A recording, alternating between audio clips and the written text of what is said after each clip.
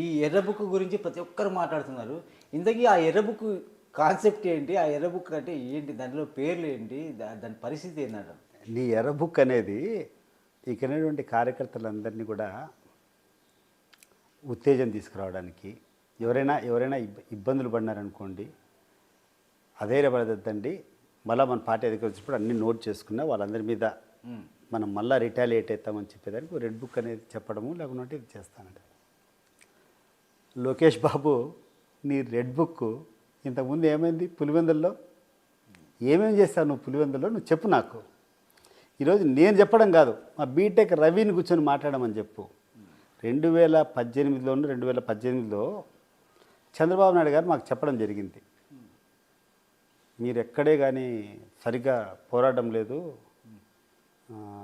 మీరు ఎక్కడే కానీ ఆ ఫీల్డ్లోకి రావడంలో చాలా గ్యాప్ ఉంది, మీరు ఏం చేస్తారో ఫుల్.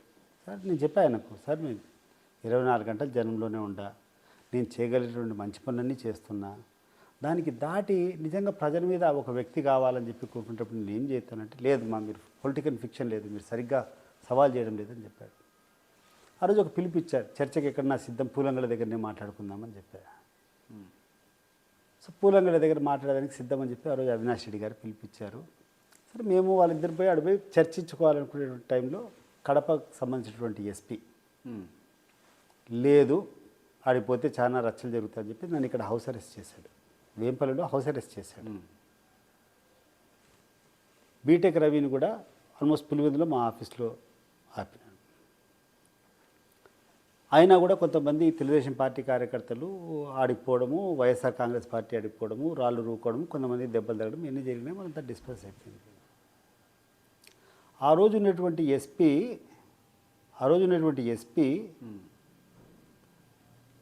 వేంపల్లిలో నన్ను హౌస్ అరెస్ట్ చేస్తే నా మీద కేసు పెట్టాడు. వేంపల్లిలో నన్ను హౌస్ అరెస్ట్ చేస్తే నన్ను కేసు పెట్టాడు. ఏమని కేసు పెట్టాడంటే, వాళ్ళ ఎస్ఐకి చిరంజీవి అనే ఒక ఎస్ఐకి రాయి దెబ్బ తగిలింది. ఆ రాయి దెబ్బ ఎట్ట తగిలిందంటే, రే మా సతీష్ రెడ్డితో మీరు పెట్టుకుంటారా అని చెప్పి ఆడెవరో ఒక అతను రాయి వేసినట్టు, ఆ రాయి ఈ చిరంజీవి ఎస్ఐకి దెబ్బ తగిలినట్టు, కాబట్టి సతీష్ రెడ్డి ఏమని చెప్పి సతీష్ రెడ్డిని ఒక ముద్దాయిగా 307 సెక్షన్లో మా తెలుగుదేశం పార్టీ ప్రభుత్వంలో మా చంద్రబాబు నాయుడు కోసం నేను పోరాటం చేస్తే మా ప్రభుత్వంలో ఉన్నటువంటి పోలీసులు నా మీద కేసు పెట్టారు. నా మీద, బీటెక్ రవి మీద, తెలుగుదేశం పార్టీ నాయకులందరి మీద పెట్టినారు. పెట్టిన తర్వాత ఇదేందయ్యా అన్యాయము, మీరు మమ్మల్ని పోరాడమని చెప్పినారు, మమ్మల్ని అక్కడికి పోనీని కూడా పోనీలా, ఇక్కడ హౌస్ అరెస్ట్ చేశారు. ఆడేదో చిన్న సంఘటన జరిగితే నా మీద ఆ రోజు నా ప్రత్యర్థి ఎవరు? వైఎస్ఆర్ కాంగ్రెస్ పార్టీ వాళ్ళు, అవినాష్ రెడ్డి గారు లేకుంటే వాళ్ళ అనుచరులు ఎవరన్నా కూర్చొని మాకు దెబ్బలు తగిలినా అని చెప్పి నా మీద కేసు పెట్టమంటే ఏం చేస్తామబ్బా, మేము వాళ్ళు ఇచ్చినారు ఎఫ్ఐఆర్, మేము రికార్డ్ చేసుకున్నామని చెప్పచ్చు. కానీ ఒక ఎస్ఐని పెట్టించుకొని, ఒక ఎస్ఐతో ఇక ఎస్పీ కూర్చొని దౌర్జన్యంగా నా మీద కేసు పెట్టించుకునేటువంటి దౌర్భాగ్యం ఒక తెలుగుదేశం పార్టీలోనే ఉంది. తర్వాత చిరంజీవి అనే ఎస్ఐ మా వాళ్ళకి ఎక్కడో కలపడి ఏందా ఇట్లా పెట్టినామంటే, నేను ఏం చేయాలన్నా ఆ ఎస్పీ కూర్చొని ఇట్లా రాసి అంటే నేను సంతకం పెట్టినంతే రాసి. ఇది తెలుగుదేశం పార్టీ కార్యకర్తల పట్ల చూపించేది. ఇది నిజం కాదా? బీటెక్ రవిని అడుగు. బీటెక్ రవి ఈ కేసులో బెయిల్ తీసుకోలే. ఈ కేసులో మేము యాంటిసిపేటరీ బెయిల్ హైకోర్టుకు మూవ్ చేసుకొని, ఆ పూలంగడ్ల కేసులో మేము బెయిల్ మూవ్ చేసుకొని యాంటిసిపేటరీ బెయిల్ తీసుకొని పోయి రవిని కూడా తీసుకోమని చెప్పిన, బీటెక్ రవిని. ఎలక్షన్లో వస్తాండే రవి, మనం యాక్టివ్గా తిరగాలంటే ఎవరో ఒకరు మళ్ళీ కూర్చొని ఆ కేసులో ఉండవు కదా, నేను అరెస్ట్ చేస్తే మళ్ళీ ఒక వారం రోజులు నేను బయటికి తీసుకుని వచ్చేదానికి నీ టైం అంతా వేస్ట్ అవుతుంది, తీసుకో అంటే, సస్తే నేను తీసుకోనన్నా. ఎందుకు తీసుకోవాలి నేను? ఇది చంద్రబాబు నాయుడుది విషయము. అసలు ఎట్లా పెడతారు మన కేసులో?